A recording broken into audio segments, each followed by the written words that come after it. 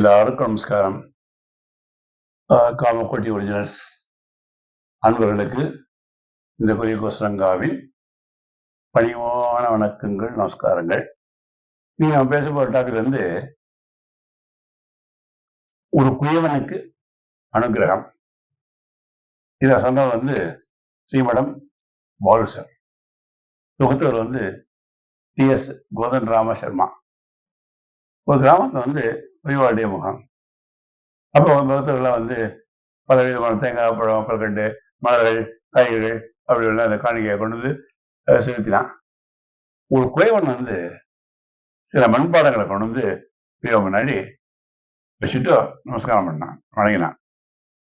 அவன் கொண்டு அந்த மண்பட சட்டி, அந்த பானை, அகல் விளக்கு அதெல்லாம் வந்து ஒன்றுனா கோயில் எடுத்து தலையை பார்த்து குழந்தை போல பெரியவா வந்து சந்தோஷப்பட்டு இருந்தா. பக்கத்துல இருந்த தொண்டரை பார்த்து, உனக்கு ஸ்ரீருத்ரம் தெரியுமோ அப்படின்னாரு. அப்படி கேட்டார். தெரியும்னார் தொண்டர். அந்த 4வது அனுபவம் சொல்லும் அப்படின்னாரு.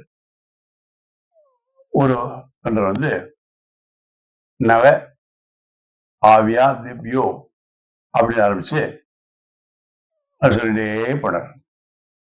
இதுல வந்து குலா லேபிய கர்மா யக்ஷ ஓ நமோ நமக அப்படின்னு ஒரு வாக்கியம் வந்து பெரியவா ஜாதக ஆரம்பிச்சு நிறுத்த சொன்னார். குயவர்களாகவும் பெருமார்களாகவும் இருக்கும் பரமேஸ்வரனான உங்களுக்கு நமஸ்காரம் அப்படிங்கிறது ஸ்ரீருத்ரம் அப்படிங்கிறத உணர்ச்சியோட பெரியவா சொன்னான். அந்த மண்பாண்டம் கொண்டு வந்த குயவனுக்கு வேஷ்டி, புடவை இதெல்லாம் கொடுக்க சொன்னான். பெரியவாக அவளும் கொடுத்தா. அவன் அந்த குயவன் சொன்னான், மவனுக்கு படிப்புல சாமி அவனு முறையிட்டான். உனக்கு படிக்க தெரியுமா? கேளுங்க. பையன் படிச்சா நல்லதுதான், டியூஷன் வச்சா சொல்லிக் கொடு, படிக்காட்டாலும் பரவாயில்ல, உன் தொழிலை கற்றுக் கொடு. படிப்பறிவு இல்லாத ஒரு தொழில் மாத்திரம் தெரிஞ்ச பொண்ண காப்பாற்றுற கடவுள் அவனையும் காப்பாற்றுவார் அப்படின்னு சொன்னார். கோயம் பிரசாதம் வாங்கிட்டு அந்த வருஷம் போனான்.